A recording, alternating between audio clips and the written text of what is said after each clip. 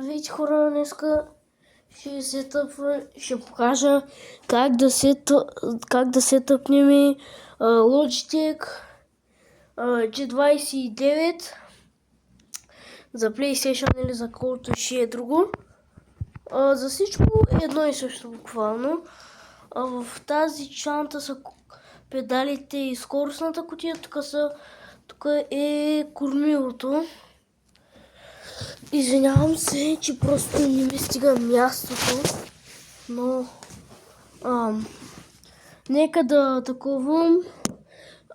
Ще се върна като ги махна, в смисъл да ги таковам от турбата и готова, бенг, извадихме ги.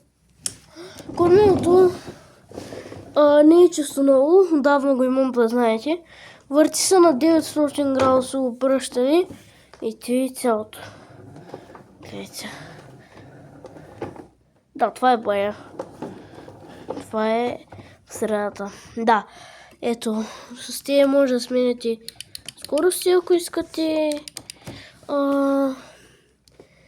Принципно е за PlayStation. G29-ката и за други работи. Ето го скоростния лост с 6 скорости. 6 степена скоростна кутия. Първа... Чакай, хора, извинявам се, но просто малко се затруднявам. Първа, втора, трета, четвърта, чакай, пета, шеста. И ако искате да вкарате на задна, бутате надолу и давате възможност да я настрани. Да, това е. Педалите, 3 педала. Първия газ, средния спирачка, последния съединител.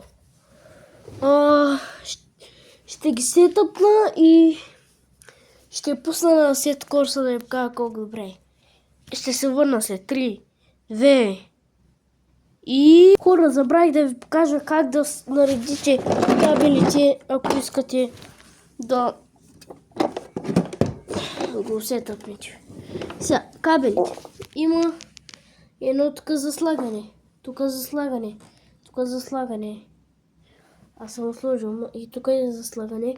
И тук майче имаше. Да, някъде и тук имаше. Фокусира, чакайте хора. Сега, първо скоростната кутия за мен е важна. Скоростна кутия. Скоростната беше и тук. Скоростната е и тук. Тази показва знаци. Не знам дали го виждате. Показва знаци, кое какво е, защо е, откъде, какво е, какво да слагате, какво да не слагате. Видяхте ли, че не е за малки деца? В смисъл, аз не съм малко дете. То не се казва, че съм малко дете, ами даже се бори, че съм тинейджър. Ще бъда тинейджър. Извинявам се. Просто малко се ядосах. И да.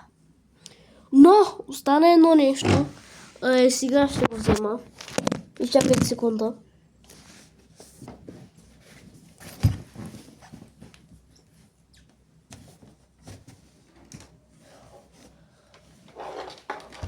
Остана само едно нещо, което трябва да свържа. Ами именно това е най-важната част. Без него не можем. Това са педалите. Кормилото, сетъпното, педалите, сетъпното. Не, педалите не са. Педалите сега ги сетъпвам, защото без педали кой ще кара, батко? Кой ще кара? Кажи, баба Тенко. Не, шегувам се. Хора. Добре, взехме кабела. Следващ са и тук майче. Да, и тук беше. Само да го сложа и ще ви покажа къде е точно.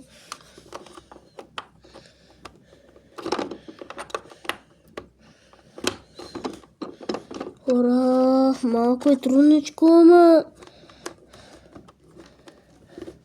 труд и добро става. Труд с труд добро става. Вече трябва да сте готови. Сега ще покажа къде да вкарате, кое да вкарате, защо да вкарате, откъде да вкарате. Майка. Ще се върна, когато сложа кормилото на масата.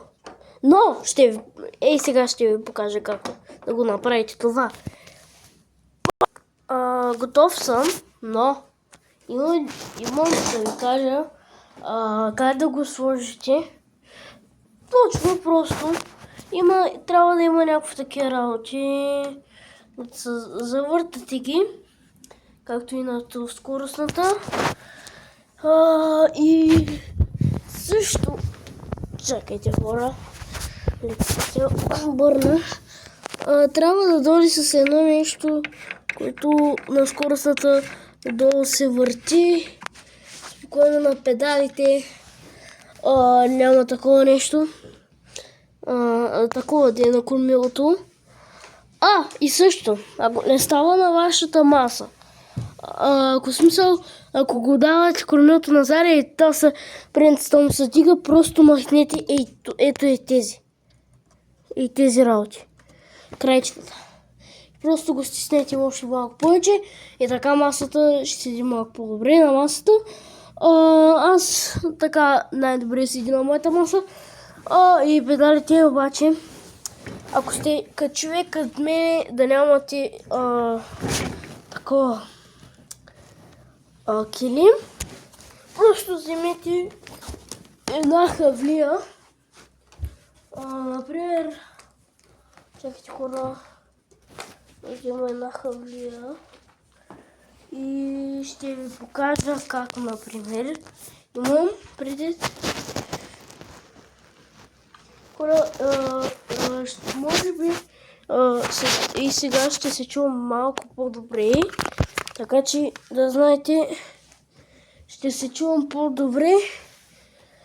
Хора, това клипче е само за да ви покажа, ако сте си купили и не знаете как да го направите, аз ще го ви покажа.